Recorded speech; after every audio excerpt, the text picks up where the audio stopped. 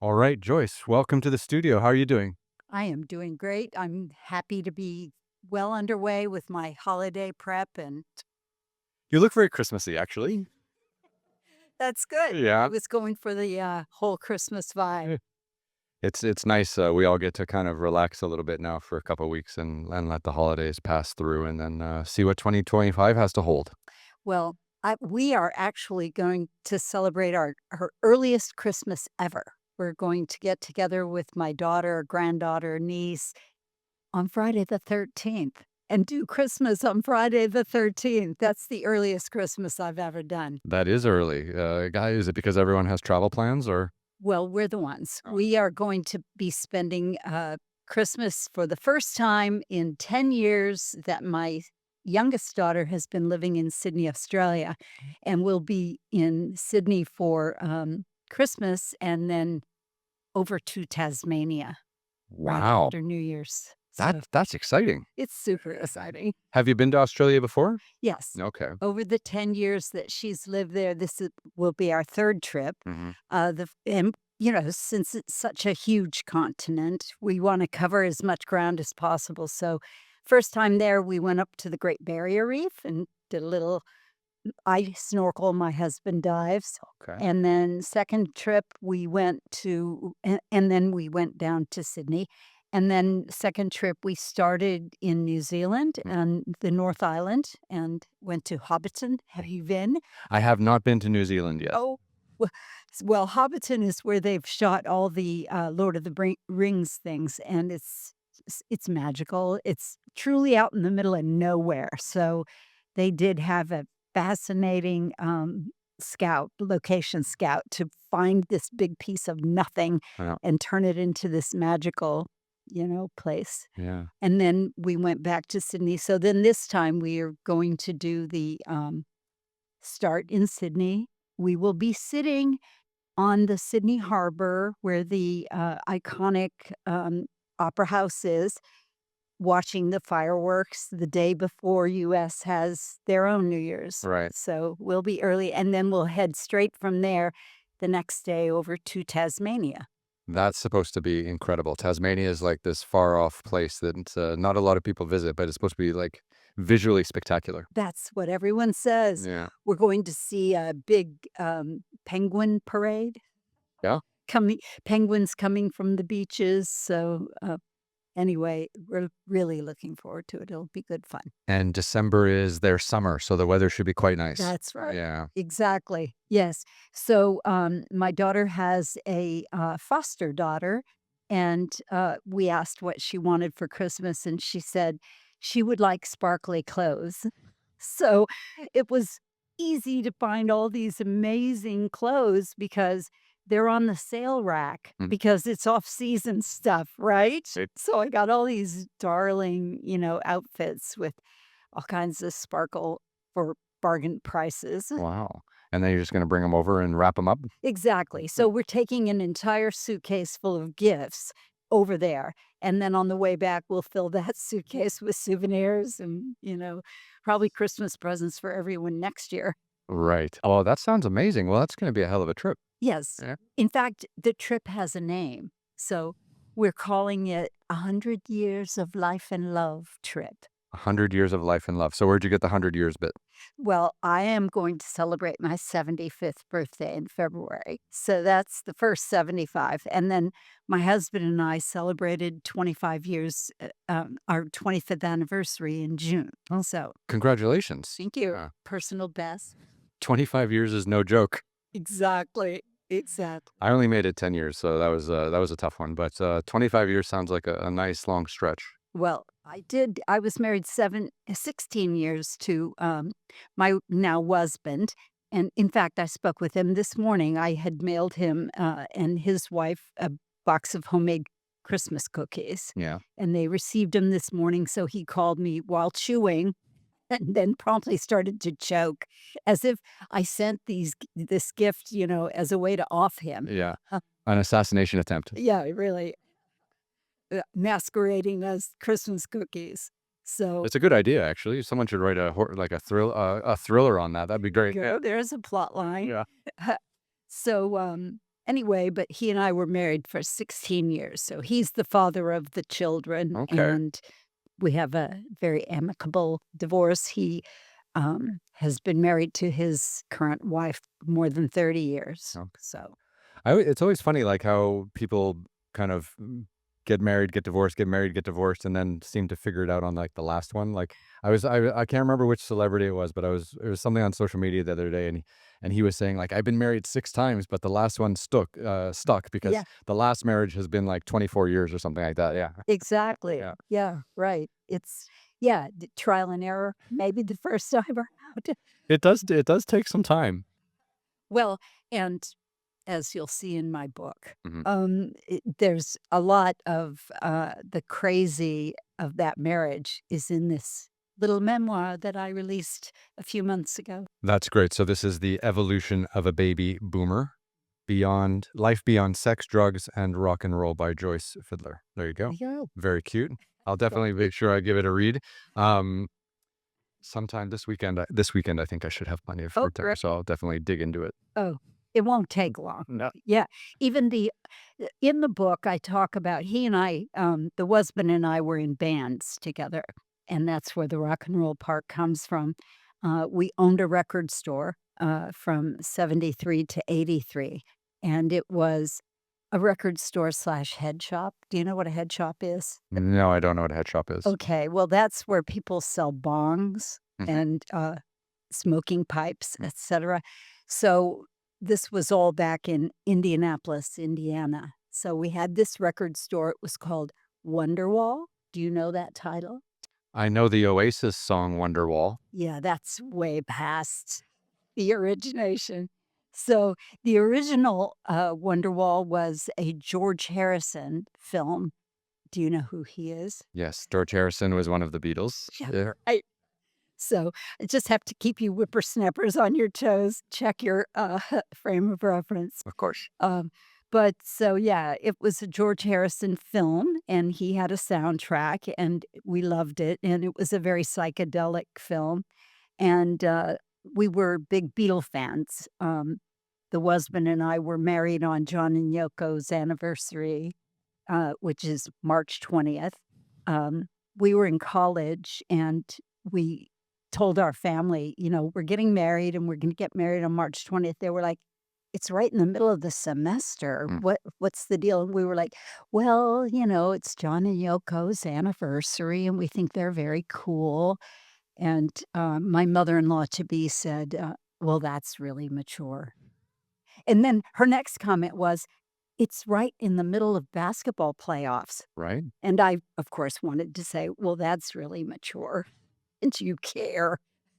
But Indiana, I don't know if you know this, but Indiana's the breadbasket of basketball. It's absolutely wild there. I'm hoping I can go to watch a game at Indiana U next year, at the beginning of their NCAA season. That would be a dream. awesome. Yeah. That's wild. I think if you're a basketball fan, I think Indiana and North Carolina are 2 of the most incredible states here, to go and, like, see games because it's just such a strong history and tradition. I would call it mania.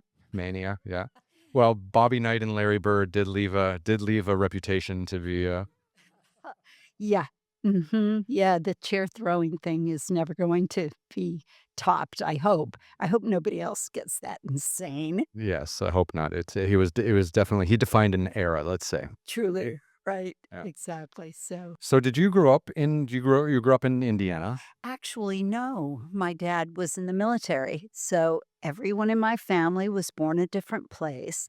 My father was born in Indiana. My mother was from Kauai. Mm, She was Japanese Hawaiian and came from 10 kids. The Mormons did a big recruitment on the Hawaiian Islands, and so I didn't know hence that, the 10 kids. Yes. right? Oh, they've got all this. They've got schools, there's a huge Mormon, population in Hawaii. So, my dad was stationed there, during World War II, and so my mother was born on Kauai, my sister was born on Oahu, and then I was born in Montgomery, Alabama. Wow. I know, and in 1950, and growing up, somehow I instinctively knew you don't really wanna tell folks that you were that you were born in Alabama. It was just, it had such a bad reputation for treating people poorly.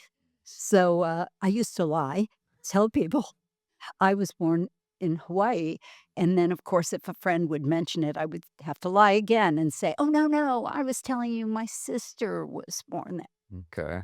And then my brother was born in Columbia, South Carolina. Oh. So, All the big military bases of the United States. truly, exactly. And in fact, while my brother was being born, my father was in Korea.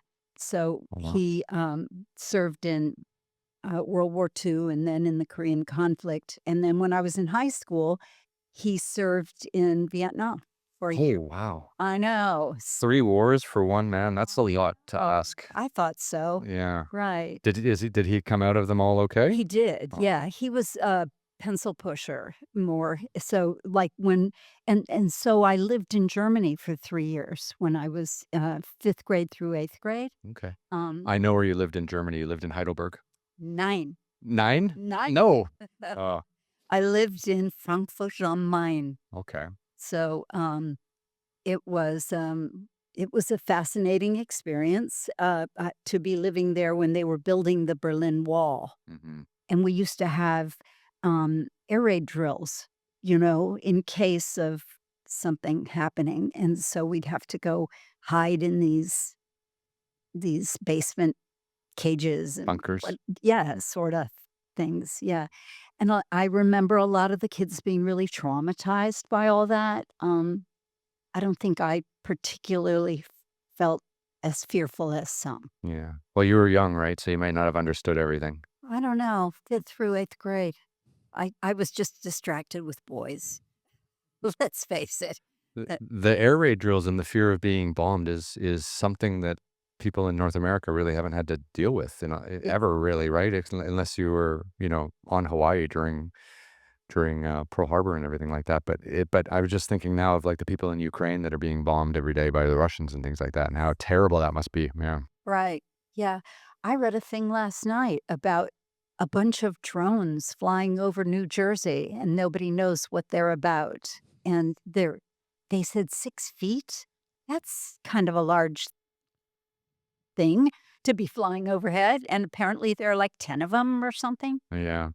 I don't It's know. drones are being used, yeah, to you put weapons on them and then you fly them into things and they blow up and And it's it's not good. no, but it's very cheap. That's the thing. It's like it's a cheap way to deliver on explosives. So the Russians are using them against the Ukrainians are using them against the Russians, the Iranians are using them against the Israelis, they're being used in Syria and now apparently in New Jersey. Apparently, now nobody seems to think that they're military, but nobody seems to also know where they came from or what they're about. Yeah, It's all creepy. It's all it is. creepy. There's too much going on these days, and there's too much, like, I feel like the government used to get away with a lot of bullshit because we didn't know anything. Because Maybe. and now, like, we have so much information, and like you said, like, people are taking pictures of the sky in New Jersey at night, and then all of a sudden, it's beamed across the United States, and we're all getting the same news. Right, Yeah. right.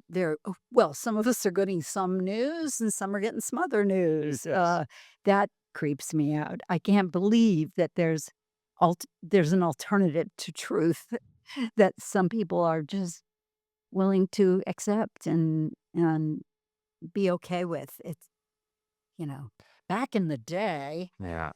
Well, my dad used to. I mean, my dad's so frustrated, I guess, with the news media landscape these days. My dad's, I guess, 78 now, 79, and he was like, 50 years ago, you turn on the TV, it's Walter Cronkite, and that was the truth. Like that was, yeah, just unobjective or unsubjective, completely objective. Right. This is what's happening. This is what's going on. And you knew it was true. Yeah. Right. Now it's like people can say and do say anything, and some people believe the untruths. It's just, mm. I mean, how do you feel going through an era of where you could trust news media to now this landscape where you really can't believe anything you read? Well, the way I feel is I'm a rabid um, political junkie. And so I have spent my entire life working on presidential campaigns, and I, um I'm nervous and I don't like the outcome of our election.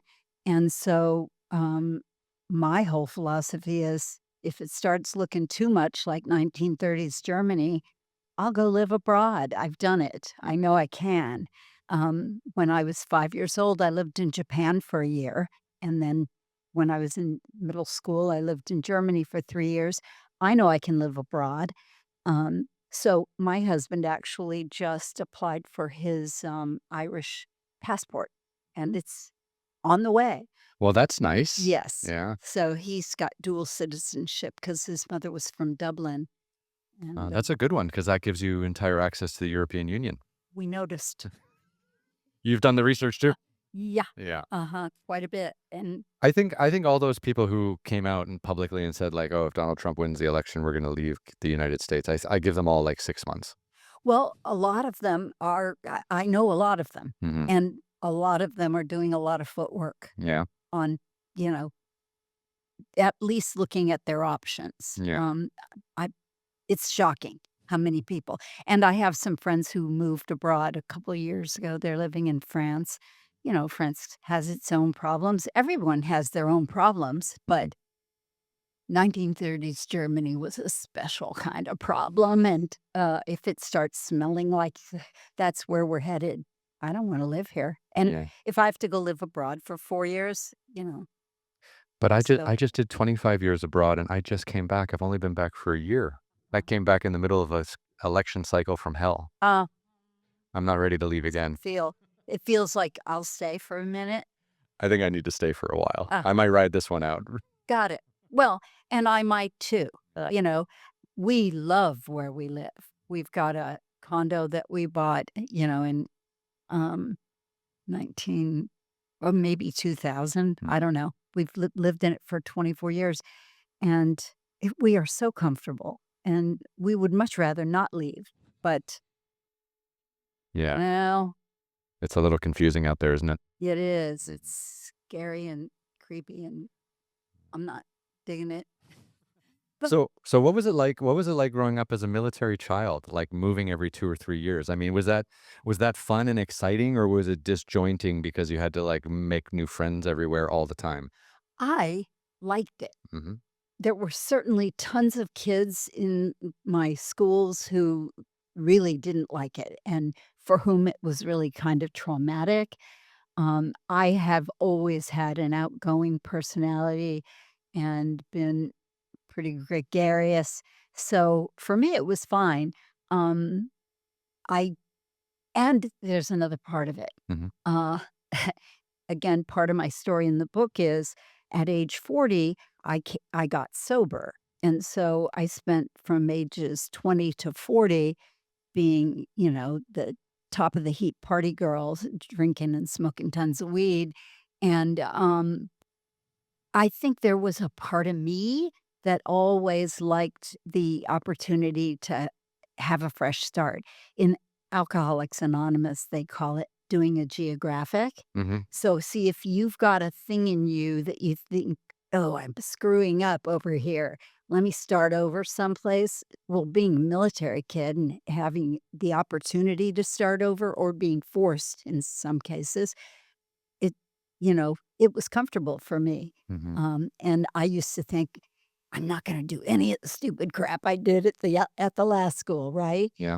And I've got those a couple of years ago, I had an assignment in a class. I don't even remember what kinda class, but it was like, "Go find your old yearbooks and look at what people said about you."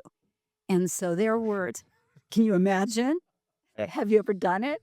I have my old yearbooks, and I haven't opened them for maybe more than a decade, so maybe You I'll might yeah. to try this one and see what happens. So what I found fascinating is in middle school, people were all they would say, "You're so retarded. You act so crazy."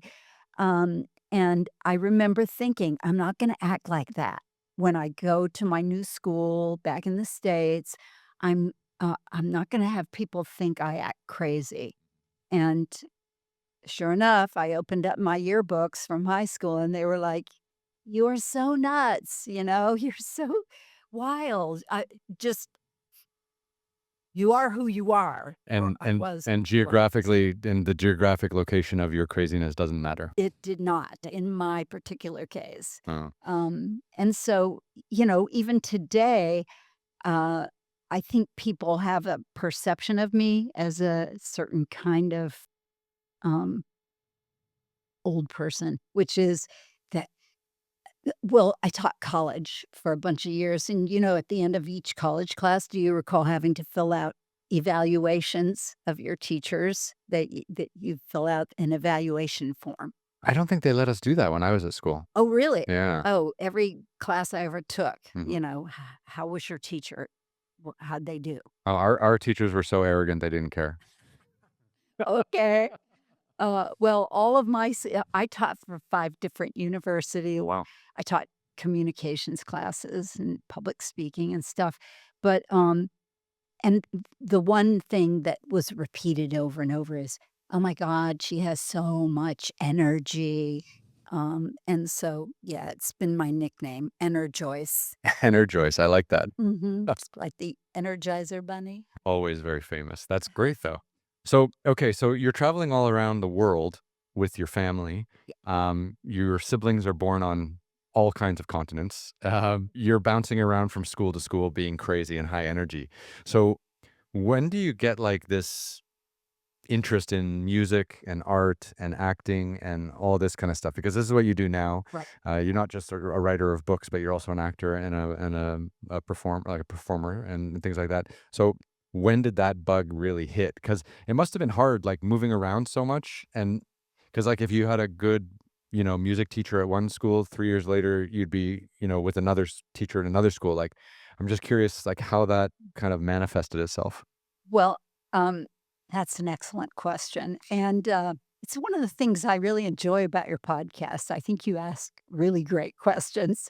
Um, I actually knew from the youngest age. I mean, Shirley Temple was on TV when I was growing up, and I remember we had to live in a mobile home, in the '50s in Detroit, Michigan, which is where we lived at the time. They didn't let you rent an apartment if you had children because the schools were crowded, and they didn't want you to move in and crowd their schools anymore. Today, that wouldn't be allowed, but so my parents That had oh, to go. that's sorry, that's crazy. So Isn't it so you moved insane? so you moved your family moved to a new city, and they wouldn't let you live in an apartment. This is the United States of America, land of the free, home of the brave. They wouldn't You moved to a city, they wouldn't let you rent an apartment because then you'd be guaranteed a place in school, and the schools were already full, so you had to live in a mobile home. Right, my parents had to go buy a mobile home so that That's we would bullshit. have a place to live. So, we're living in this mobile home. I'm sitting there in front of the television after school watching Shirley Temple Mm. on TV and thinking, "Oh, I'm too late. She's already doing it."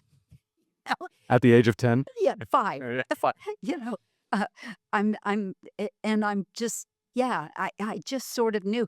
And And I've also always just gone after whatever I wanted. So at that point, I knew I wanted to perform. My mother had taken us to dance lessons. So I was taking ballet, toe tap, acrobat. Today they call it gymnastics. It was called acrobat classes. And so I was doing all of that, but there was Shirley Temple doing it in this little box on TV, and I was so envious and I was so worried that it was too late. Now, here I am, 74, still trying to get in that box. You know Yeah. what I'm saying? And so I just, I went to school and they said, "We're having a talent show." And I said, "Oh, I can't wait." And they said, "No first graders allowed."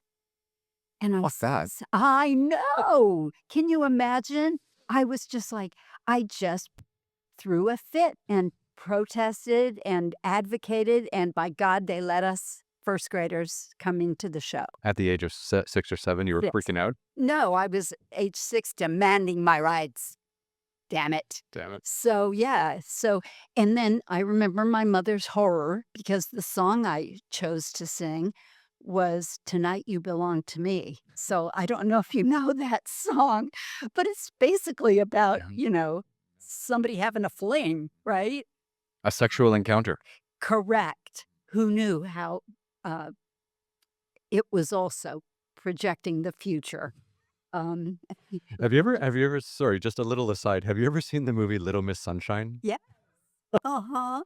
My favorite part of that is when the grandfather is working with the little girl for the whole movie on her dance routine, but no one knows what it is, and then at the end is a stripper routine, Oh my god. and she's like 4 or she's like 6 or 7, and she's doing a beauty pageant, and all these other girls are completely dolled up, and she's up there like a sh Taking me in off.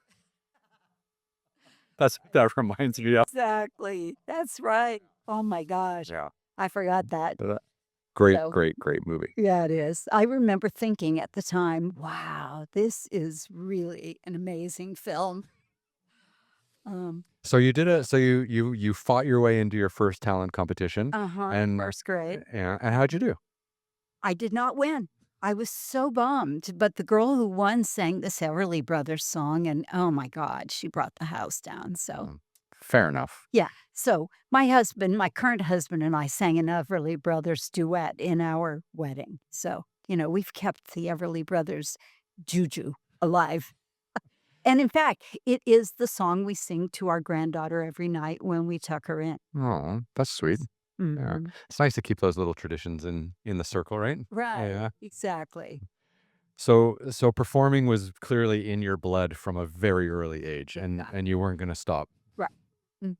But when did you I mean, how old were you when you thought, like, "I've got some skill, I think I could, like, make a living doing this"? Because Well, that's a big jump, right? Like, from going from having a hobby, right, doing something at 10 years old to being like, "Actually, I wanna do this for, like, the rest of my life and just make money from it." right.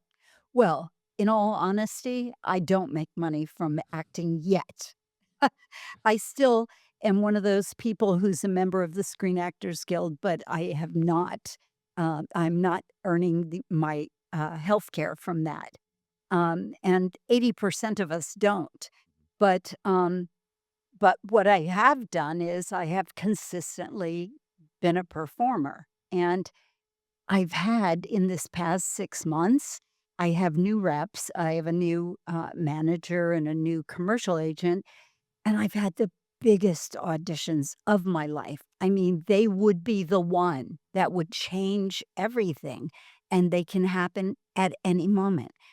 I didn't book that job, but the casting person who called me in for that huge role that was gonna be directed by the guy that directed Hamilton on Broadway and the Disney version, you know, I the casting person called me in for another role, and that's all you can hope for. As an actor, you get these opportunities and you just give it your best. I went to a voice coach for that audition.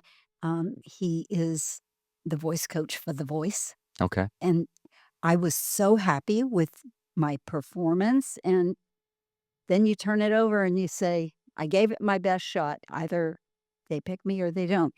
And my husband actually recently read who got that part, and she's got a bazillion credits, So that's the way it goes. That is the way it goes sometimes, yeah, Right. yeah. Um, and in the meantime, I am also a realist, and so, I'm a practical person. So, in high school, I used to compete in the National Forensic League, and they had a humorous interp, and they had a dramatic interp, and I used to compete against Joyce DeWitt. Do you know who she is? I'm not familiar with She was Joyce. from Three's Company. Oh, I know her, yeah, yeah. Yeah, and Shelley Long, do you know her Yeah, I've from heard of Shelley Cheers? Long, yeah. I used to compete against them. They're Mhm. both girls from Indiana who came out to LA right out of college and, you know, made their mark in acting. Yeah, Three's Um, Company was huge. yeah, Yeah. both of those gals had massive careers, and so I could look and see them on television, and I would think, I competed against them. I won some of the matches that, we went head to head. I simply stayed in Indiana, started that record store, had children, started singing in bands. I got distracted for a good 20 years and again, was drinking and smoking weed and Living life? yeah, Yeah. but at the end of that marriage, then that's when I came out here. Okay. So you're traveling around with your family all the time. Your dad's in the military, and then when do you like stop traveling and actually go to Indiana? How old were you when you did that? That was high school. Okay. And what happened is when my dad got back from Vietnam, he was ready to retire. He was a lieutenant colonel, and they said, After 3 fucking wars, you better ready to retire. Jesus. Like 3 wars on 2 different continents. right. And so he said, "I'd like to retire to my wife's home state." And they said, "Oh, okay, what's that?" And he said, "Hawaii." And they said, "Dream the hell on. We're retiring you to your home state," Oh, which was Indiana. okay. So the whole family went back to Indiana. So, yes, Yeah. we were all, back in Indiana for my high school, and then, when it came time for college, um, I didn't know what I would study. I was thinking something practical like speech therapy Mm. or something, and, I I kind of had all these ideas about where I wanted to go, and then at the end of the day, I ended up choosing Purdue University. I don't know if you know anything about them, but I know they got a great basketball program. yeah, they do. Yeah, and they had their worst football season of my life this year, Oh my god. and then canned the coach. Way to go. But so, yeah, and I chose it very studiously and academically based on their male-female ratio. Okay. They had 7 men to every woman, and I was like, "Sign me up." 7 men to every woman Yes. on a college campus In 1968. full of hormones and drugs. Uh-huh. Yeah, I was like, That's the school for me." Wow. And my counselor was like, "That's Cal College. Why are you going there?" And I said, "Have you seen the statistics?" Yes. Wow. So what did Very mathy, but 7 to 1 works for you. yeah, So what did you study there? theater.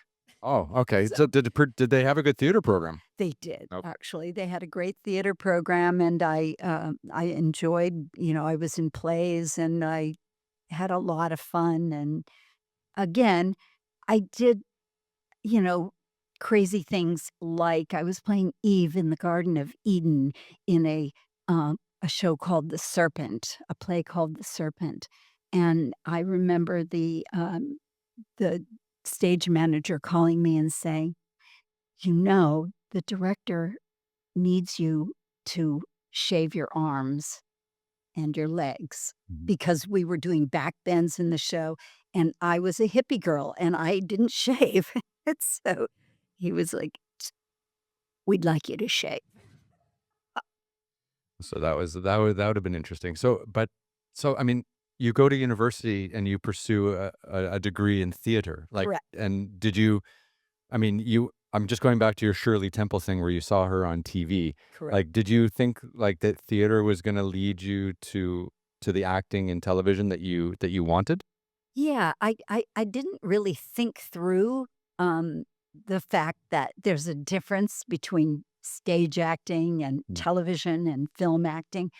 I didn't know enough about it. I remember the first radio and television class that I took and them having to tell us to tone it down, tone it down, tone it down, and that being very enlightening for me because in theater, it's like, make sure you project, Yeah. make sure the person in the last row can hear you. And so, yeah.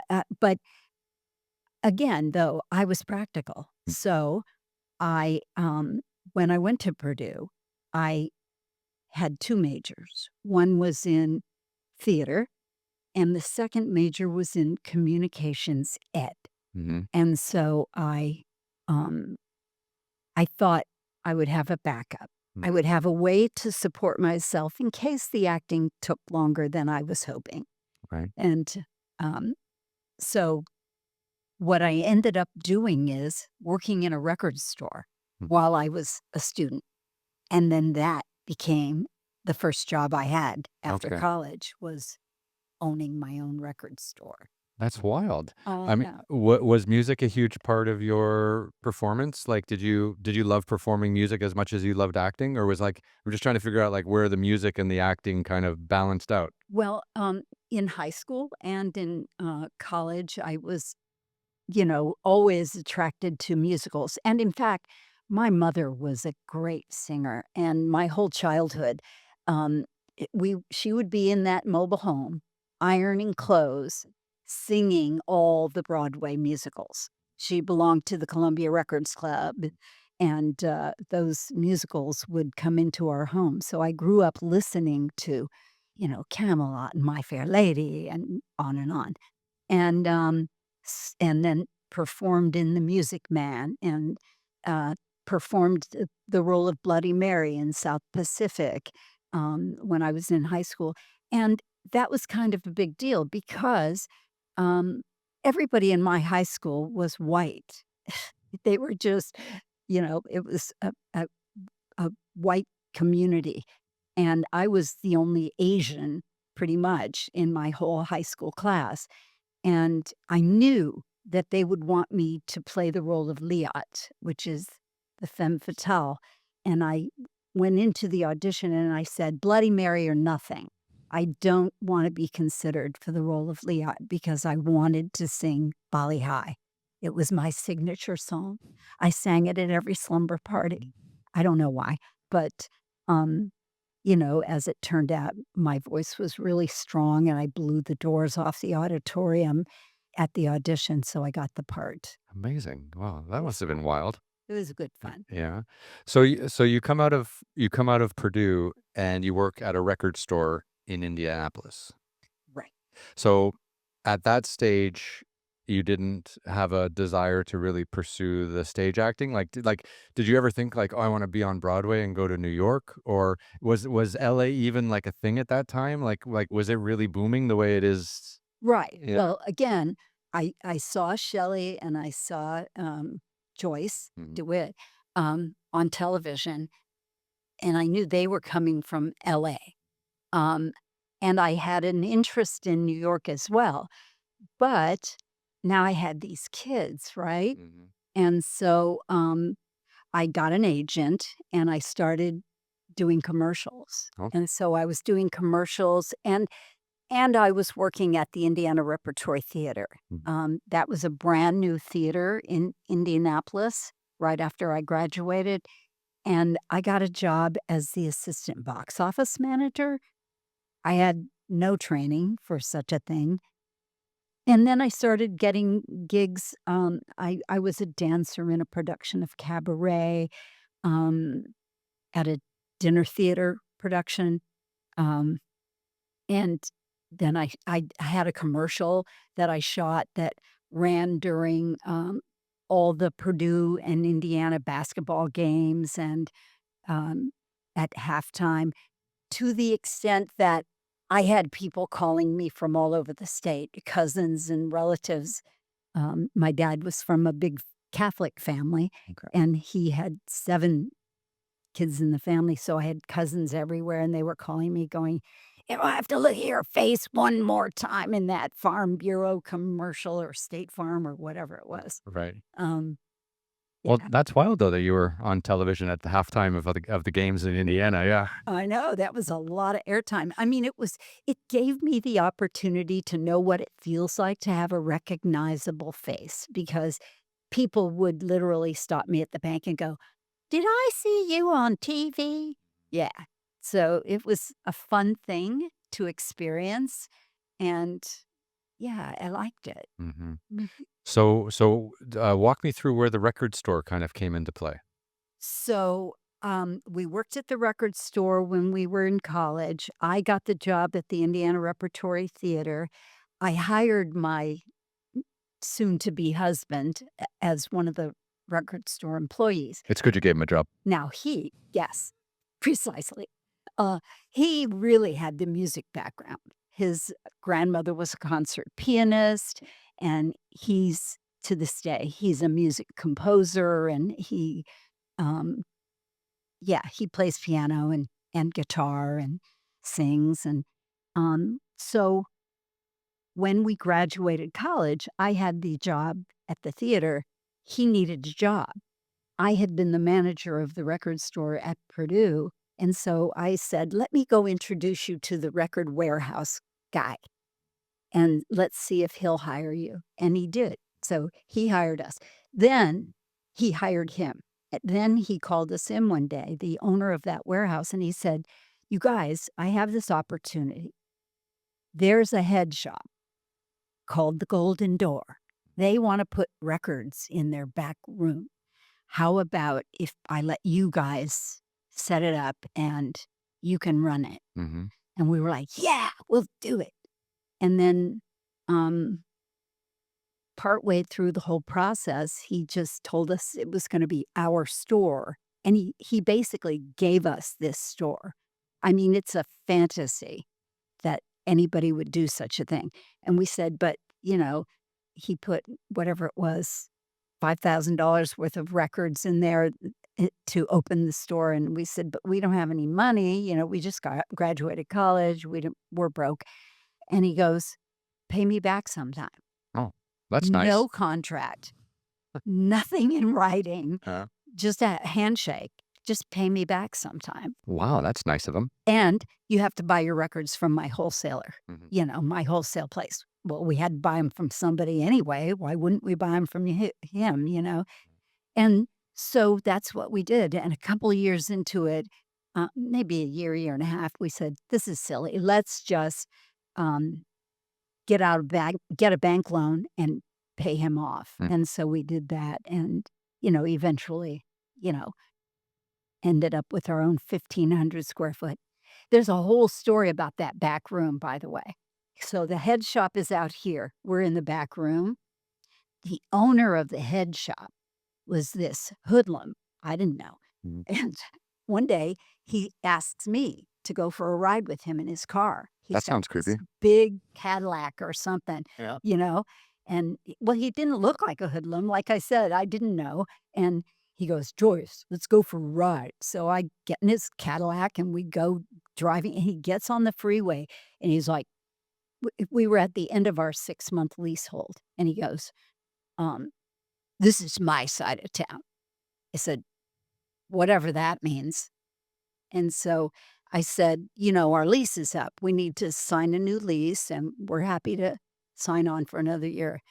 And he wouldn't give us a lease. Mhm. And I said, "Well, if you think I'm going to leave my records in the back of your store without a lease, not really going to happen. So if you can't give us a lease, then I can't guarantee we're going to stay in the back of your store." And so, another store happened to go out of business, and on the day after our lease expired, we just picked up our crap and went down and leased this other space. In the meantime, one night, I'm taking out the trash from our new location, and I'm driving it to the back of the store because it's dark, and I see this car parked, headlights out, up in front of the 7-Eleven kinda thing. And this other big car comes screeching across the parking lot, and 2 guys get out. There's somebody walking down the sidewalk to this car. They have guns drawn, and they open fire. And I'm sitting in my car to carry trash out, and I'm watching a guy get gunned down on the sidewalk in front of me In Indianapolis. in Indianapolis. Oh my god, how traumatic was that? It was horrifying. So I'm, like, sitting there going, "Holy crap, I just saw somebody get shot, and I'm in my car." So I scooched down to try to make myself invisible. In the meantime, I see my husband and our daughter come out the front of our store to see what all the commotion is.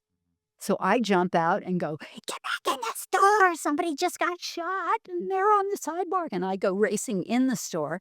Turns out that was the FBI that was pulling up. Oh, and it was the owner of the head shop trooping down the sidewalk toward his car, and he was a drug dealer. I had no clue. so you witnessed an FBI sting on your former landlord, Yeah, right. who then got shot and killed. He didn't get killed. Okay. He just was lying on the ground going, "Oh, I'm in pain. Give me something." Okay. So I have no idea whatever happened to him, but I know the store went out of business and then we became the head shop. Oh, wow, so you got that whole property back. We just started selling the merchandise that, people were used to coming to this mall to buy their bong, and so now they were buying the bong from me. Wow. So it led to a business opportunity. Yes, truly. Yes, and an escalation of my pot smoking, actually. Of course, probably, yes. Yeah. It's, so you did that for 10 years. You had the record shop and the bong shop, the head shop where you could Yeah. buy all the pipes and stuff like that. Right, and we had everything in one room, and then at one point, we've got this group of Purdue friends who we get together with every New Year's. Mm, I'm missing the party this year, but it's an air guitar competition with a traveling trophy. mm, All these people who have these very sophisticated jobs. One of them's a professor at MIT, and people who are stockbrokers and, highly successful real estate moguls, etcetera. But we get together every New Year's and play air guitar, mhm.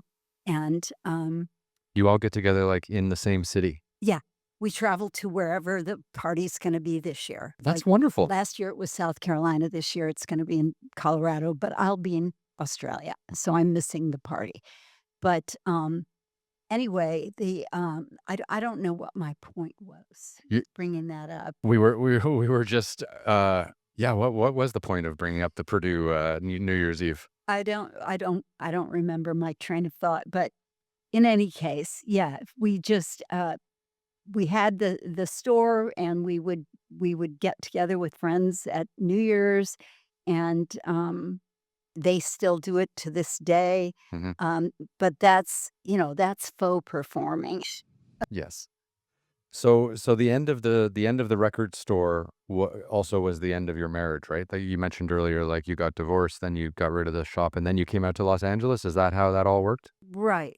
Yeah, there's a little piece in between Mhm. where, um, the guy that I married was my college sweetheart, and it just so happens that he was the first guy I ever slept with, right? I had a sister who got pregnant when I was in high school, and I was appalled, so I thought, "I'm not getting pregnant," and I figured out, because I'm really quite smart, that if you don't have sex, you won't get pregnant, and so, um That seems to be a pretty universal rule. yeah, that seems to work. Yeah. So, anyway, I dated this guy, then he and I got married, and, at some point, I just decided I wanted to date. Mhm. So, I checked a book out of the library called, um, Open Marriage, Mhm. and, uh, I read it, and then I asked him if he wanted to read it or if he wanted me to give him the book report, and then, he agreed to an open marriage. Now there's a whole name for it, right? Mhm. Today, it's called what? Polyamory? Polyamory, yeah, or, yeah, like, non-monogamous something, Yeah. something, yeah, Right. Well, yeah. I just made it up all by myself. No, I read it in the book, You were a but trailblazer. yeah, who knew? Mm, Not the kind of trails anybody wants anyone blazing, but, yeah.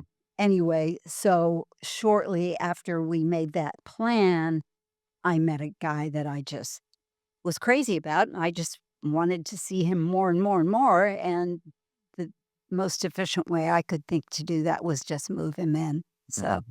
he moved in with us and lived with us for the last 6 years. Oh, wow, there were 3 of you.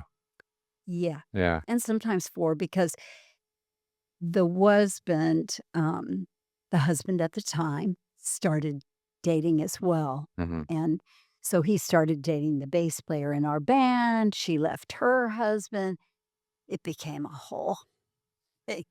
It's in the book. So you needed to do a geographic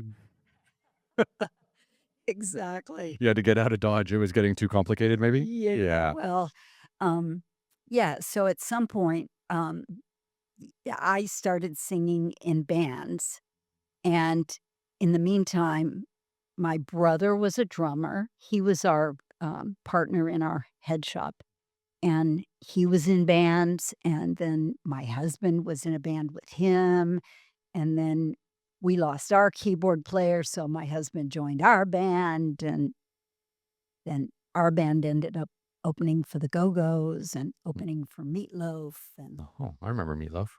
uh That's amazing. So it's like you were running this record shop and you just decided to also like just put bands together and you guys were just what, traveling around Indianapolis or traveling around the whole country? we didn't do much nationwide traveling. We played at the Chicago Music Festival. Hmm. We, we played in some college towns in Illinois. Okay. But that must have been very exciting though. It was. Yeah. It was super cool. Performing in front of a live audience is just it's such a rush. It's such an adrenaline kick, isn't it? Yeah. Exactly, yes, and we had some huge gigs. I mean, we played at a festival in Indianapolis where there were thousands of people. Seriously, you could not see the end of the crowd. That was all it was an outdoor gig. Hmm. And what kind of music were you guys playing? What was the name of the band? Well, the first band I was in was called Lip Service. It was a 4 girls, 1 guy. The guy played guitar, and, we would play in these little clubs, and when we'd come off stage and guys would ask for our autograph, we would sign their napkin and blot our lipstick on there. Right. Lip service. Lip service. Then the next band name was The Obvious, and that band is the name we opened for the Go-Go's under, and our slogan was, "Don't overlook the obvious." Very And nice. then my brother was, with my husband in a band called Your Parents, and their slogan was, "Listen to your parents." That's amazing. So like that 10 years in Indianapolis, you were really living. Like you guys were doing everything, you had your own shop, Had lots our of bands. yeah, Right. kids, Mhm. other partners. Yeah, it was kinda crazy, and our last name was Abstractions, Okay. and that band, shot a music video that was on MTV. Oh, It was I don't know if you ever saw the show called The Basement Tapes? no, I never saw that. Okay, so, yeah, it was before your time. But it was, uh, Frank Zappa was Yeah. the guest host the night that we were on, Hmm. and, Martha Quinn was the VJ on MTV. So that's a video that people can see on YouTube Okay. under my name. Wow. That's exciting. The name of the song is called "Wawa," Uh-huh. and I wrote the song as a nonsense lyric, like "da-do do do da da da da" or "da-do run run." I don't know if you've ever heard either of those titles. I know both of them, yeah. Okay. No. So I thought, "Wawa." Wawa. That's so you hold on. Like I just want to unpack a little of this. So it's pretty amazing that you kind of went to theater school and then kind of through various twists and turns ended up in a record store and then ended up being a professional musician. Right. Yeah, for a minute, only for I think the bands were 5 years in their duration. It's Mm. really hard to keep a band together. Yeah. Um, Is it more hard to keep a band together or to make money playing music? oh, both, for sure, Yeah. both for sure. Um, when we shot our music video, um, we had, gone into the recording studio, and it cost $10,000 to record the 6 songs, excuse me, that we self-produced. And, That's a lot of money. yeah, it is. And then to shoot a music video, I had gone back to school, by the way, at some point in here and was getting a master's in radio and television. And my cinema I was in a cinematography class, and my teacher gave us an assignment to shoot a video. And so I went to him and said, "How do I have to shoot this homework assignment?" so that it qualifies for submission to the basement tapes. Mhm. And he said, "Well, you have to shoot it on film because this was before, you Digital. know, digital cameras and digital photography and all the." So do you just have, like, a little Super 8? No, we hired a Oh, wow. film crew, and it cost $10,000 to shoot the music video. So, I'm not sure he ever had anybody spend $10,000 on their homework for his cinematography class before, Right. but, he was impressed. I think I got an A. So, I mean, that's incredible though that you were in a band, you opened for Meatloaf, you shot a video on MTV, and then what, the band just dispersed? Like, Well, again, it was before the internet, so there was no way to really self-promote an unknown band, um, and so the basement tapes was the only way to do it, and one of the conditions of having your video on the basement tapes is the record could not be available in nationwide distribution because the win, if you were to win the basement tapes, was a recording contract. oh, Crappy one, but it yeah, was a recording contract, so there's a competition. yeah. Okay. Mhm. And the guy who won the competition the night our band was on, and it was like the shows now. People around the country call in to vote for who their favorite unknown band is. And, we had been advised that what we needed to do was rent a telephone room and have people on speed dial voting for us. Mhm. And I just thought, "Well, that's cheating." Such a purist. That's the way everything works. Apparently, but I didn't know. We didn't do it. And the guy who won, we had a music attorney at the time in New York, and she said that the guy who won spent $1,000,000 on his video. Oh, Jesus. How do you what year was that? Like, that's like like, Eh, that's like $10,000,000 in today's money. I don't know. It was the '80s. Oh, man. Yeah, because I moved out here in 1990, Okay. right? So how, like, how much longer did the band go after that MTV, Not long. yeah. We did have this we had some exciting moments. The guitar player in our band was and is Meryl Streep's brother-in-law. Oh, well, that's interesting. I know. Yeah, Jack Gummer. And so, his brother came to a rehearsal one time just to check us out and see what we were about, and we were a good band. I am very proud of the music that we wrote and all that stuff. In fact, someone licensed it last year. We signed a licensing deal with somebody who, places vintage music in films and, television and commercials. Okay. So, any minute, you could hear my song on a hemorrhoid commercial or something, I don't know. Well, that's exciting that it still has, like, you're still finding some value in something you made, like, 40 years ago. Exactly, Yeah. because we spent good money Mm. on it and the quality is good, it does still have longevity. But, anyway, Meryl came to see our she and her husband came to see our band one night in a little club because they were in town visiting the mother-in-law, right? And, I'm not saying Indianapolis doesn't have a lot happening, but it made the year-end paper of cool things that happened in Indianapolis this year. It was like Meryl Streep went to see Abstractions, The Hummingbird. Mhm. Well, that's amazing. I know. I loved it. Yeah.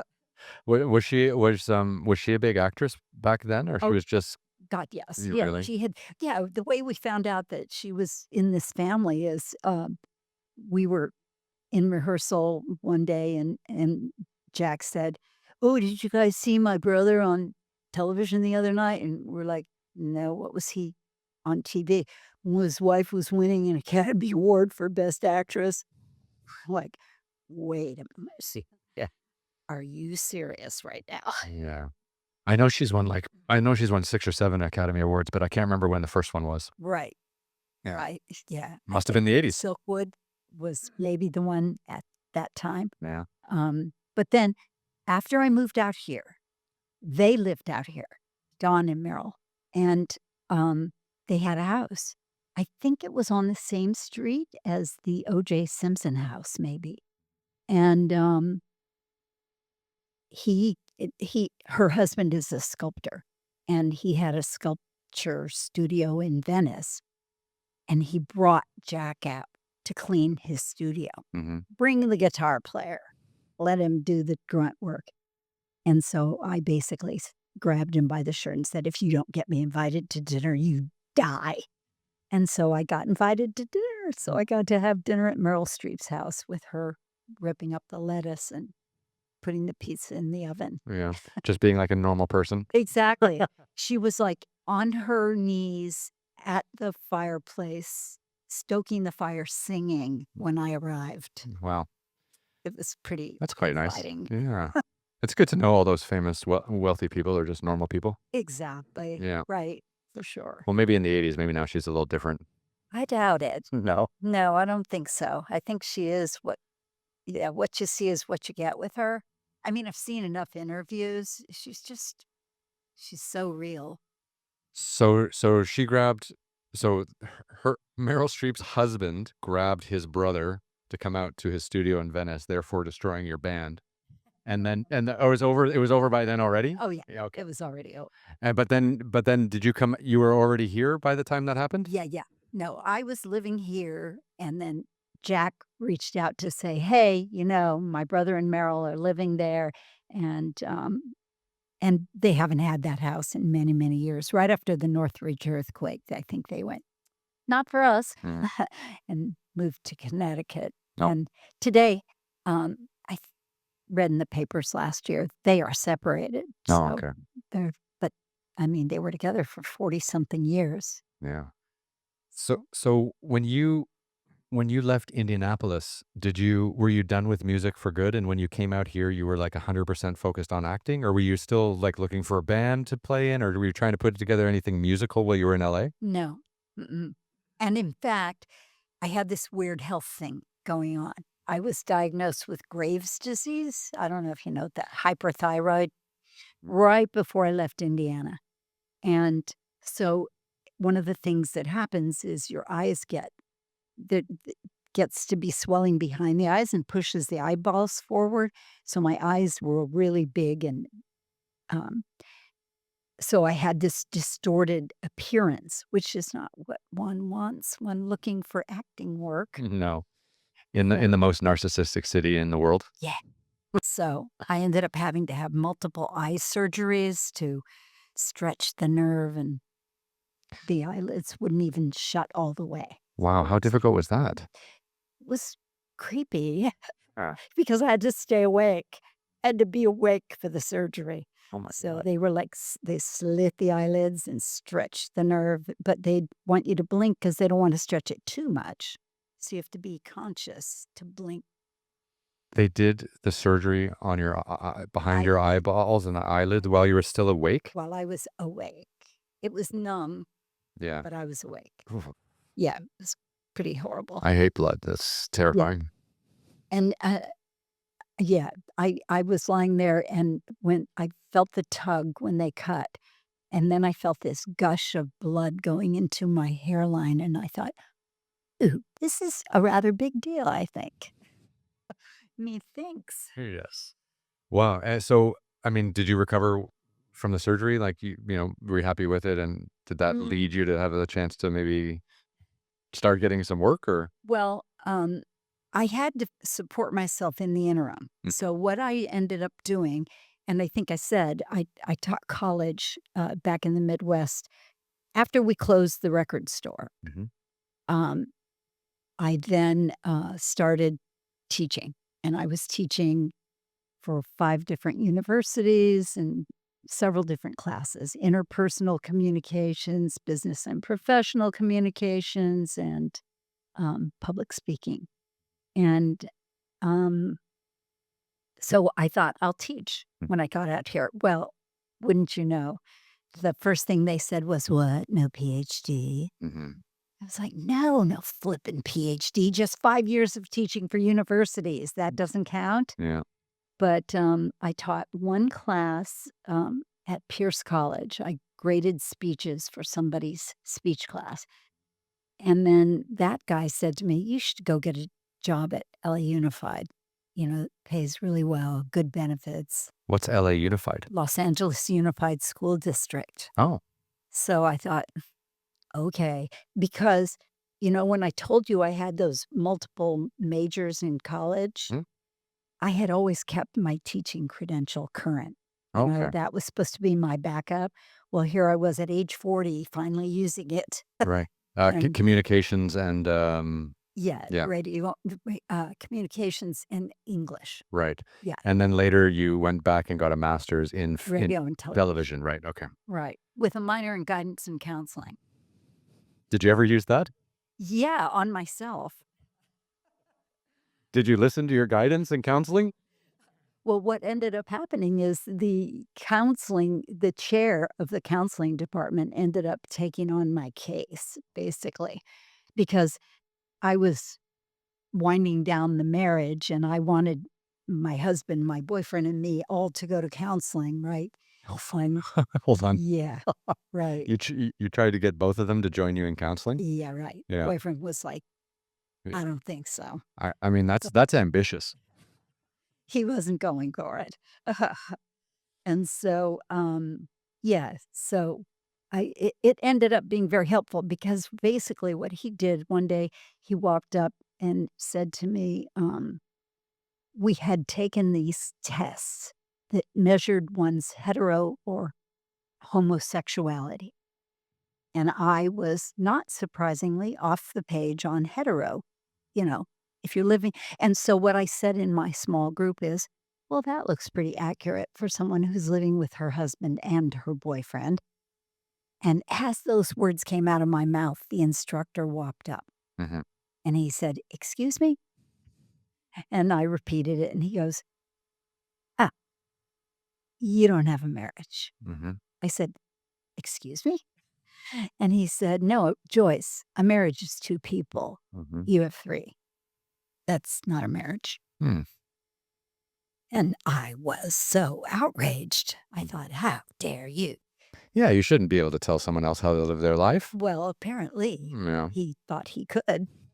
And so I thought, maybe I should come do therapy with you Yeah. because we were meeting with grad students. And he said, "Well, it's not our policy. Our policy is to have the grad students work with other students. Mhm. But you've got an interesting case. Why don't you all come on in?" Yeah. So, That was probably led to one of his books. yeah, who knows? I might be in a chapter somewhere. Yeah. Under a pseudonym. Yeah, perhaps.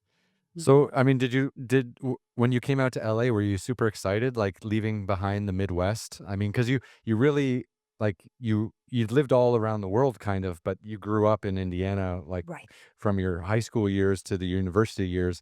I mean, how daunting was it to give that life up and try something new in LA? Like, were you scared? Were you nervous? I was scared, but I was more traumatized by the fact that my children didn't come. Oh, So they were 13 and 16, and they'd been putting up with all this crazy nonsense in their house, and they weren't digging it. And so that actually led me to get sober. okay. It was like I went to a therapist before I left Indy. So hold on, you came out to LA and got sober? I know, talk about bass backwards. You're the only one. Wait. Congratulations. You got sober in the toughest city on the planet to get sober in. Exactly, Yeah. probably. Mm, I know, the stories are always the other way around. always. Yeah. Yeah. Um, crazy girl you know, from LA goes to the Midwest and cleans up her act. No. Crazy Midwestern girl comes to LA and goes, "Okay, I guess I've had enough." Yeah. Yeah. And sorry, you were about 40 at that I stage? was 40. Yeah. I was 40 years old, moving to LA, trying to figure out how I was gonna weasel my way in with these bulgy eyes. And so I started substitute teaching, right? And the kids are just gonna talk about what they see. Mhm. And so they're calling me. I'm walking around the campus and they're like, "Hi, Miss Frog Eyes." Frog eyes, bug eyes, everything, right? Yeah. Yeah. One day dismissed a class, they left, and somebody had a paper lying on the ground. He had drawn a portrait of me. My eyes took up the whole page. Like one of those comedic artists that you find on, like, the Santa Monica boardwalk? Right. Oh, caricature. Caricature, yeah. Caricature, yeah. Do you still have that do you have that picture? Oh, god, no, I was like, Okay, thanks for the feedback." You know, Wow. I still need another surgery. So, But that's pretty I mean, you came out here alone. alone, and But had never lived alone ever in my entire life. Now I'm 40. Mhm. How hard was that to leave? I mean, I guess you got divorced from your husband at the time, and did the boyfriend, did he come out with you, or did he leave? My plan. Right. That was my plan. My To come out plan with the was boyfriend. bring the boyfriend and let's go have fun. And he was like, "I'm not leaving." You know, he was still partying and I forgot to mention, he was an alcoholic. Okay. Isn't that a shock that it would Not at take all. an alcoholic to say, "Sure, I'll come live with you and your husband and your 2 kids." Right. Wild. But that was probably and you said too because of the record shop and the head shop, like, you were smoking a huge amount of marijuana, right? Yeah, Yeah. right. I mean, I was the buyer for the bongs, and the sales reps would come in and they'd say, "Hey, Joyce, I brought some Thai stick. You wanna go burn one?" And we'd just get in the car and go drive out in the sticks and get high during business hours. And or I'd grab some incense off the rack because we sold incense, and I'd just go get high in the bathroom Mm. during And business then covered up? hours. Yeah. Yeah. Was that normal at that time? Like, was it frowned upon, or was, like, everyone doing it? No, I No. was making this up all by myself. No, no, it was not usual and customary Indiana behavior. And I just remembered what I was going to tell you earlier when I lost my train of thought. Mhm. So, what would happen is we would get together with our air guitar friends. And at some point, we came out to California for the air guitar. They had head shops that were separate rooms of a record store. So, I thought, "Now that's genius." Rather than having all the bongs and everything right out there with the vinyl and the 8-track tapes, um, let's just make our own little room. And so we set up this room in the back of our head shop, of our record store, and we named it. It was called the Smoke and Poke Oh, that's interesting. because the paraphernalia salesman came in one day and suddenly they were selling vibrators and thumb cuffs and dicks on a stick and white and dark chocolate. Wow. So I was like, "What is this doing in your catalog?" And they went, "Sex, drugs, and rock and roll, Joyce." Wow. So it's funny, the record shops were also places where you could go to get sex toys and also get, like, devices to smoke marijuana in. If you came to Wonderwall, that's what you could experience for sure. So it wasn't every record shop. I don't think so. No. But, yeah, so we had the Smoke and Poke in the back of the store. It was unofficially entitled that. We didn't have a sign. Although, my first trip to Australia, there was a store called the Smoke and Poke, and I did take a photo of the sign. They stole your idea. Uh-huh, Yeah. exactly. Like, was it I stole their picture and used it in my one-woman show that I wrote. Oh, okay. That's nice. So, like, was this kind of behavior like, it must have gone against the entire grain of Indiana culture, like, Pretty because much because like, when I think of Indiana, I think of a pretty conservative place. the most Yeah, conservative. and you're going completely against the grain in every way, shape, and form. Right. Yeah, Mhm. and you loved it. Exactly. It's the only way I fit. You know? It was like, it has to be my way or I can't live here. Mm, and you didn't, you left. Right. Yeah. Mhm. And then a few years ago, a guy put a compilation CD together of all these new wave bands from back in the day, and he invited our band to come back and play. At the release party, a bunch of the bands played, but ours was one of them. And so I went back there, and it was now 25 years after I left, and it was amazing to see how different I looked compared to how they looked. if that makes any sense. Because you got sober. I was 25 years sober, Mhm. and a lot of them were drinking just as much as they ever did, and sometimes more. And, you know, we just looked drastically different. Wow, that's interesting, isn't it? It was fascinating for me and depressing, Yeah. for Well, that sex, drugs, and rock and roll lifestyle is hard on the body. yeah, mhm, for sure. That's been proven. Yeah, there's a lot of evidence, right. Yeah. But it must have been terrifying coming out here without, like, any support, like, without your kids and without your I mean, you're divorced Had and no then partner. no partner, no kids, no nothing. Yeah, You're for the totally on. first time in my life. Yeah, at 40. Right. Yeah. Well, I did have a college friend. Mhm. She lived out in Ontario. Yeah, have a sip, don't burn up, folks. I get some water there. In Ontario, just out California. yeah, California, not Ontario, Canada, where I'm from. Right, I detected a little bit of Canadian Yeah. accent.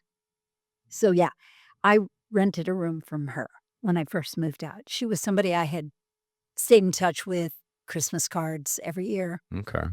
and we lived in the same dorm when Mhm. we were freshmen. And so I did have her, and I lived with her for the first 5 months. Okay. I was studying with, an acting teacher in Malibu. I had done all this research on acting teachers and, um, the guy who had worked with Jack Nicholson and, um, just all these name Actors. actors. Mhm. He was in Malibu. So you were teaching and also going to acting school? Initially, I was just doing acting Okay. classes. It was 75 miles each way, Yeah. It's a long drive. from Ontario to Malibu, Yeah. but I I'd do I that. I pass by Ontario, like, once a month because I go out to Palm Springs to see my dad because he lives out there. Wonderful. Yeah. Yes. Yeah. It's pretty quiet out there. Little quiet. A little quiet. Mhm. Um, so but when did you I mean, where did your journey go with taking acting school and then also teaching? Like, Well, after I'd been out here about 5 months, that drive was killing me, and so I moved to, the area where I live now, which is North Hollywood, Toluca Lake. I'm really close to Universal Studios, and, at that point, I'd burned through so much cash so quickly. I had sold my house in Indiana. I had this solar house in Indiana in the '70s.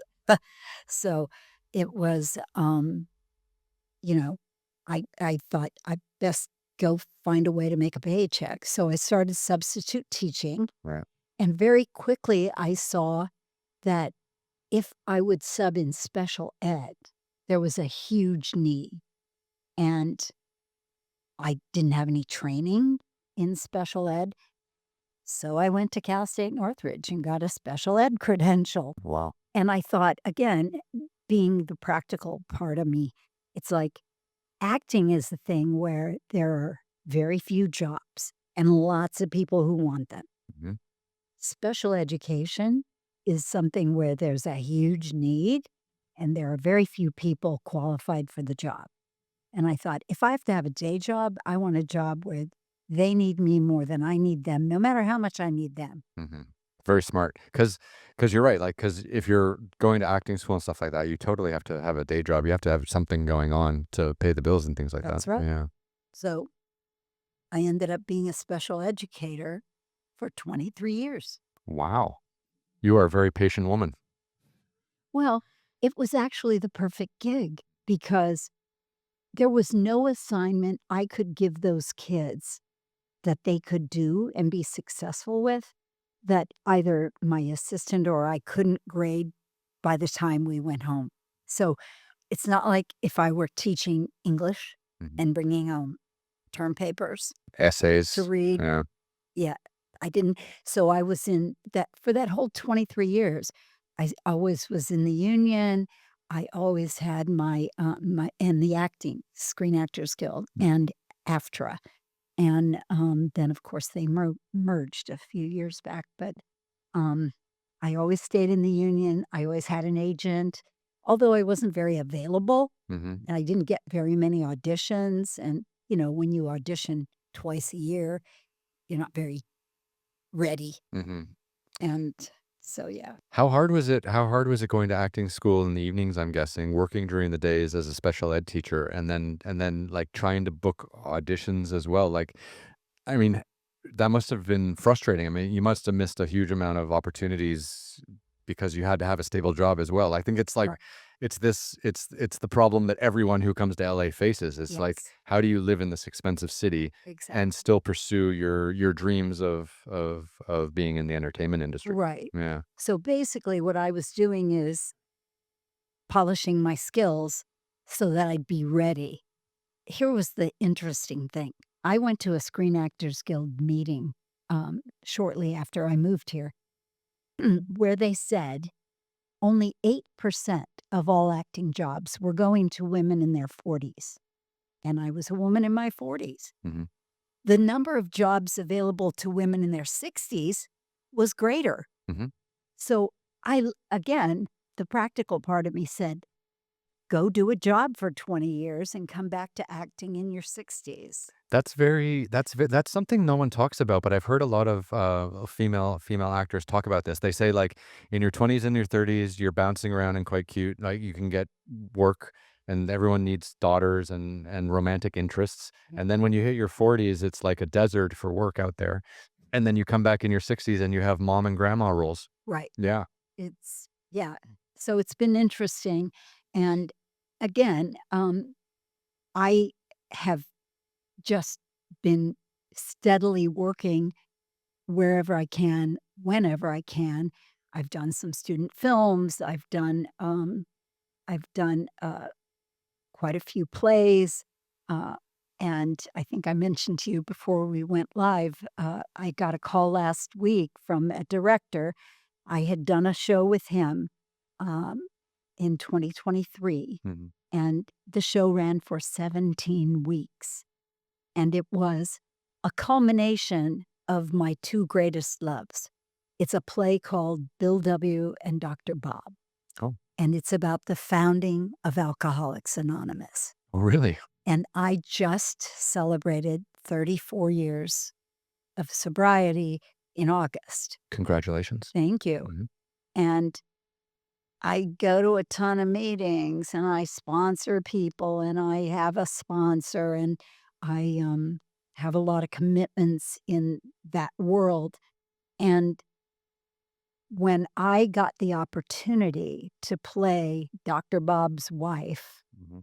who was one of the founders of Al Anon, which is a program for friends and family of alcoholics, back in 23, it was just like, this is a magical, you know, moment. Yeah. And now the director is bringing the play back.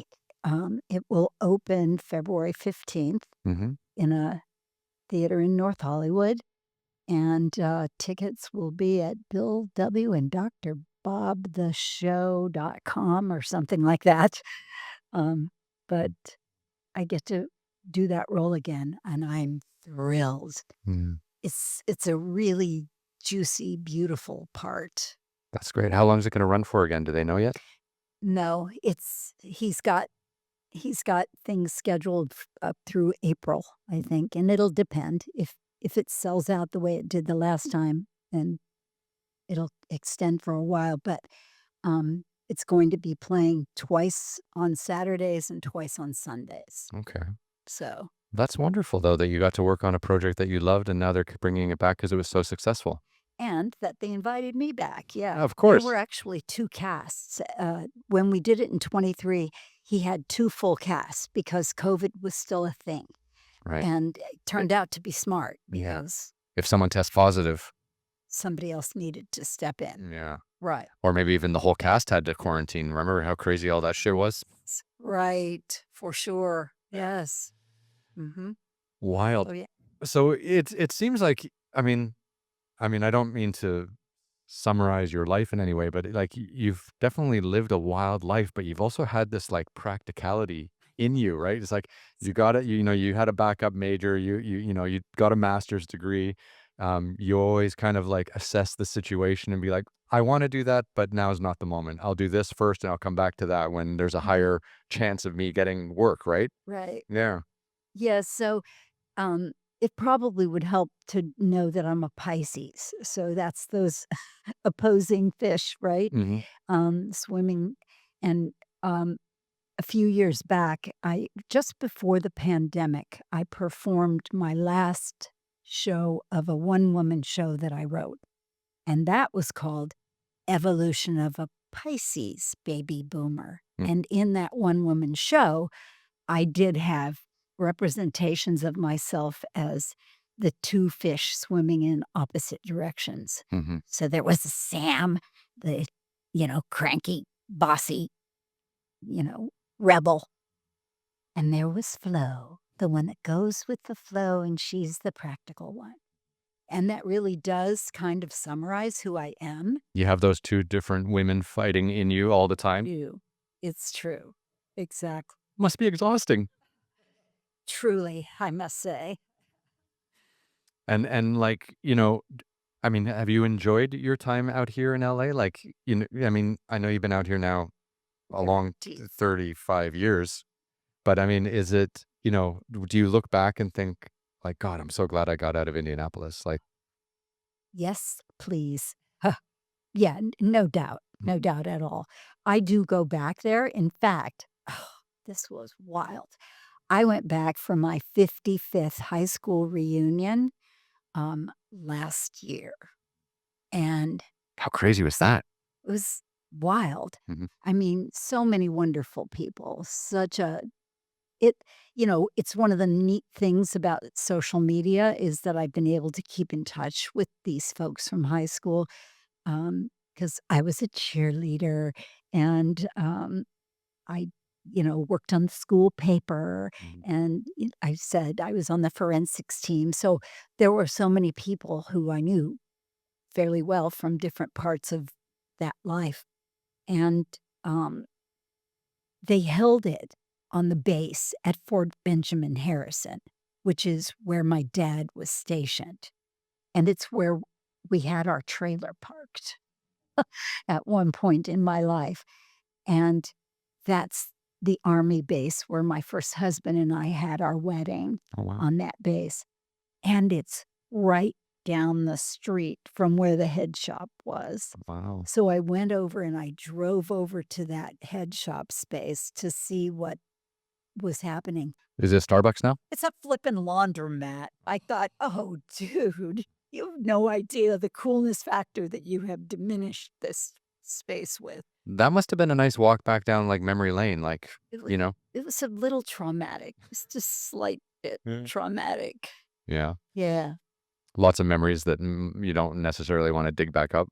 Yeah, just, you know, it's just to see how things transform and to think about all that went down, and yet to also be on the other side of it and say, "Yeah, but guess who survived it all and lives to tell the story?" Ooh, right? So, Yeah. right. Yeah, and at this point, you know, at my age, literally every week, somebody either dies or is diagnosed with some serious critical illness, and, which is why I wrote the book. I started it 20 years ago. Oh, wow, 20 years ago, so that is really a labor of love. Right, Yeah. and then I set it aside, and at one point, my husband said, "You should do something with all the stuff in."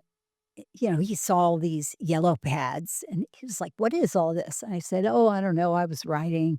And he said, "You should do something with it." So I had written a draft of the book. It was 250 pages, and then, I don't know, at some point, I took a class online, and it edited down to 150 pages, and then last winter, just a little over a year ago, I decided, damn it, I'm going to put this sucker out, you know? So I took a class. I signed up for a thing with a guy who was teaching self publishing Okay. and finished it and got it out there. So, woohoo. And how many people from Indianapolis have read your book? A bunch. It's wild. I think I've got 85 reviews on Amazon, and it came out in the end of April. So that's not that many months. And then I recorded an audiobook. And in the book, I basically say, this happened. I wrote a song about it. Here are some of the lyrics. In the audiobook, I say, this happened. I wrote a song about it. And a recording of my band playing that song comes in. And so a clip from 5 different songs, is part of the audiobook. So That's super nice, isn't it? I it's really awesome It to it have that work. it's so good too that when you did record it originally, you did it at such high quality that even today you can still like use it into other recordings and things like that. Right. Yeah. Yeah.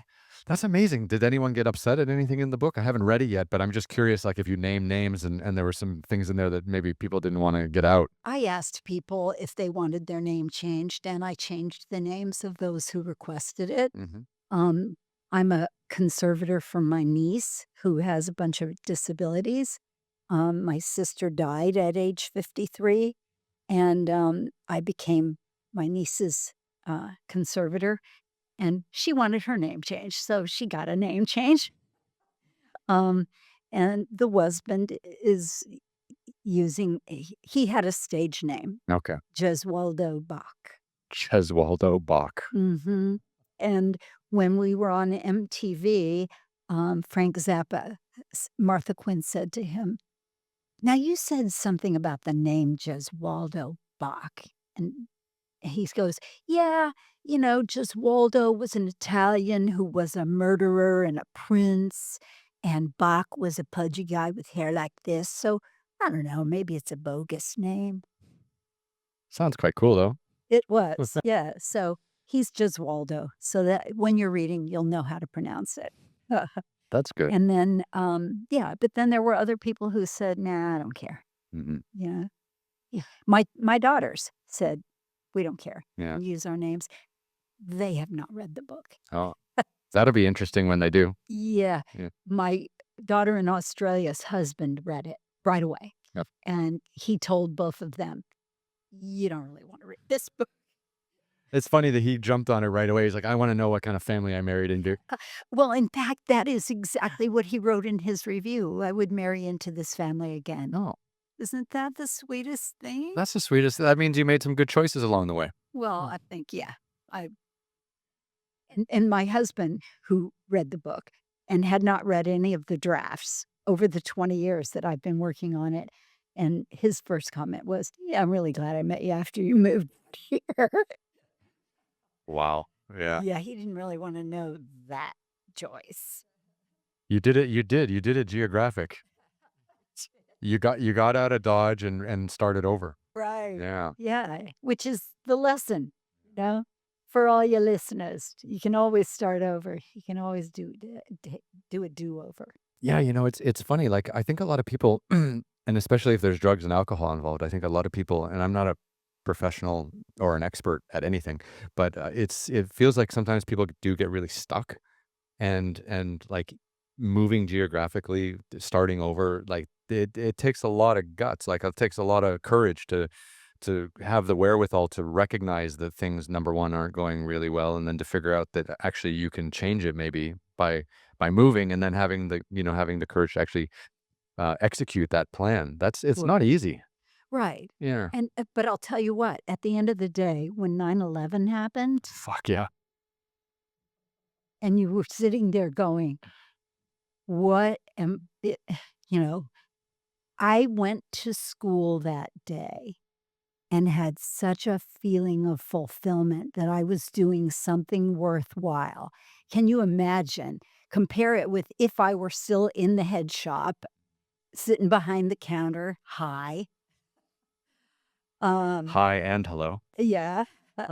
Um, it just I felt like I had such a sense of purpose and that I was doing something so important. In fact, I have an idea for something I might do next. I just read about a school in New York that, has started for people with, the people who are on the spectrum and helping them learn to read. I have a side hustle that I do now. I actually have 5 little girls that I work with individually, teaching them to read, and, it's so fulfilling, and I am so good at it. So, um, and it's from being a special ed teacher. Right. Do you know, the first class they told me I had to take at Cal State Northridge was how to teach reading, and I went, "Wait a minute, I'm teaching high school." They were like, "Yeah, you're teaching high school special ed, they don't know how to read." I was like, "You've got to be kidding me." Well, nobody's getting out of here without knowing how to read. Yeah, because they, like, we had some special ed students at various times in my school. I don't think we ever had, like, a full class of special ed students, but we had a few, and they, would kind of come into our class for a bit and then come out and do their own thing. But they just move them along with their age group, no matter what, Right, like, they don't adhere to the same curriculum or anything like right. that. So there's this huge disconnect between the age level and the grade level and then their actual, like, academic abilities. And guess what? I wasn't having it. So when I taught special ed, um, they when you're a teacher, they have to come and evaluate you. And they would always say, "Let's make an appointment for when we're gonna come in," and I would always say, "Come anytime. I'm not changing anything Mhm, because you're coming in to watch." And I remember they brought some people from the district, and they all came parading into my class and went to the back of the class, and we were reading Shakespeare. mm, It was abridged, but it was like I was not having my students graduate without knowing what Romeo and Juliet was when all their schoolmates all knew it. mhm. And so even though it was simplified language, they got the story of it, and I made them all read out loud Oh, every day. And I remember getting the feedback from, my administrator going, "Oh my god, you guys were reading Shakespeare?" It's like, "What else do you see on the reading list for the rest of the ninth graders?" Or right, whatever it was, yeah. you know? It's important to try to push them to maintain the same level, isn't it? Like, were the students you were dealing with, like, did they have dyslexia or, like, learning Right. did they have any mental issues, like.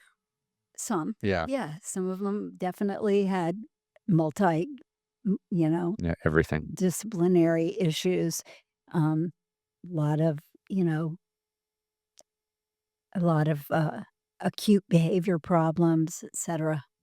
Yeah, and I got to experience all the trauma that goes with that. I had a student that was killed in a drive-by shooting. Oh my god. Yeah, it's LA. Yeah, it is LA, sadly. You never got back into music?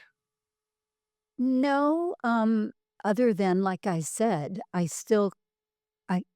occasionally Mhm. get opportunities to audition for things that require singing, Mhm. and then yeah, Yeah. but, didn't book the job.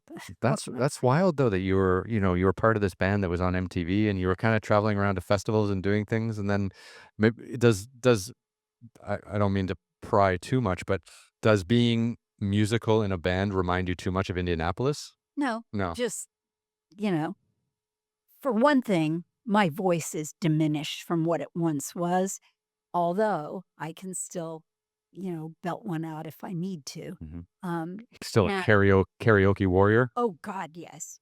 For sure. Um, I lived in Asia for 18 years, and karaoke is a big thing. oh yes, very big, very, very big. How about you? Were you competing? No, I was terrible, but it's surprising how many people around you have beautiful voices and you've never heard them sing before, and they just have, like, they're an accountant or whatever, or and then they just have this voice of an angel. How have I never heard that before? Yes, exactly. Uh-huh. It's so much fun. It is. Right. No. Um, yeah, I still love to sing, but my voice is so diminished from what it once was. And, yeah, so pretty much just singing my granddaughter at night, Mm, you know? that's nice. It's the Everly Brothers, "Let It Be Me." I Mhm. don't know if you know that song. I think I do. I know the Everly Brothers, "Let It Right? Be Me." Uh-huh. I may "Let it be me." Yeah. So and my husband has a high voice, okay. and my voice is fairly low. So in our wedding, he sang above me, and that's how we sing it to our granddaughter. He sings above, and I sing beneath. Oh, that's lovely. It is fun. Yeah, that's really sweet. We need to record it because one day, one of us ain't gonna be here, you know? Although he's 12 years my junior, so Okay, he'll probably be here longer. there you go. But you never know. Mm. His mother and his grandmother both their second mates were both drastically younger, and the women outlived the men by quite a bit. Really? Yeah, they did. Uh, I don't know. that's wild. Women live longer than men typically, I think, don't they? I think that's still the case, yeah. Uh-huh. Yeah. I think if you look at the tables, what are they called? Those actuary tables? Yeah, I think, like, the average age but since COVID, it's all been out of whack actually because Ser yeah, because like, so many people, died during COVID that, like, the average age of death in the United States, like, it was going up and up and up every year, like, "Hey, Americans are getting healthier," and blah, blah, blah, and then COVID just dropped it all right back down, and now there's a big kind of mix, so I was listening to someone talk the other day, and it's like, it's gonna take, like, a few more years before, like, we actuary tables catch up. yeah, Mm. to, like, a more normal environment, like because obviously too, like, during the wars and things like that, everything's kind of skewed out of proportion, so that's apparently what COVID did, so they don't they say it'll take, like, 3 or 4 years for us to get, like, a better read of, like, where the American population is. Wow. Yeah. That's interesting, right? Yeah, for sure. So you're back doing this play that you did in 23, and, you're gonna be, rolling it out in somewhere in North Hollywood in February. So that's amazing. You're going to Australia to see your daughter for Christmas and New Year's, and you're gonna go to Tasmania, which is fucking cool. I'm very jealous of you. Anything else that you kinda wanna talk about today? I mean, we really went for it. I think so. Yeah. You're gonna go, "Oh, I already heard this. I already heard this," when you read the book. Yeah. Yeah. The thing is, I speak a lot at meetings, Mm. and so, yeah, I know my story fairly well, and it's, you know, I appreciate the opportunity to tell it. It's not I've not had an earth-shattering life. I've not had a, you know, uh any of the kinds of jobs that are gonna change the world or, um, be unbelievably profound, but I've had what I consider a, life of, fulfillment and purpose, and, um, and I'm thrilled to be able to talk about it. I am my favorite subject always. So, I appreciate you having me. That's the first LA thing you've said. For sure. I'm my favorite story. Always. Always. No, it's wonderful. I really appreciate you kinda coming on the podcast and just talking about everything, and it's been really nice. Like, it's always wonderful to speak to people who have, like, really lived and really done some fun things, and, whether wherever you are on that spectrum of wanting to live wild or wanting to live more conservative, it feels like you have played both sides of that to the absolute edges. Yeah, Yeah. that sounds accurate. Right? I think so. I mean, and it's Well, so have you. I mean, look, how many people have done what you've done and been where you've been, yeah, right? we had a good roll. We had a good run. Yeah, we're getting back into it. Hopefully next year, 2025, it should be a little bit better. We got the film and television stuff got pretty sidetracked during COVID, and now we're trying to get back. Because a lot of people in the United States everyone was kind of over COVID and maybe in like 2022-ish, but the rest of the world kind of was still in it. Like 2022, I was traveling around in Europe and a little bit in Asia, and I was still wearing masks and I still had to get COVID tests. And then a lot of people don't remember, like, it was only March or April in 2023 when China reopened after all of this craziness. So we're only maybe like 18 months out of this, and it hasn't caught up yet. And then with the writer strike and the actor strike, and the way people are fundraising now and the kinds of content they want, it's all kind of changed in a strange way. So I'm just taking a moment to kind of like reposition while at the same time having a podcast and getting to talk to incredible people like yourself. I appreciate it. I'm so happy to be a part of it. I'm happy too. I'm really glad you came today. And you know what? Like maybe at some stage next year after you do the run of the play, you can come back and talk all about it. It'll be a lot of fun to see, because we don't get a lot of people on the show that are theater actors. Got it. We have to stay in touch. Right. Yeah. I appreciate it. Okay. Thanks. So now we can go up here and then people can see we're in the same room and not on Zoom. Wonderful to meet you. Thank you so much for coming onto the podcast. Thanks, Ryan. Okay.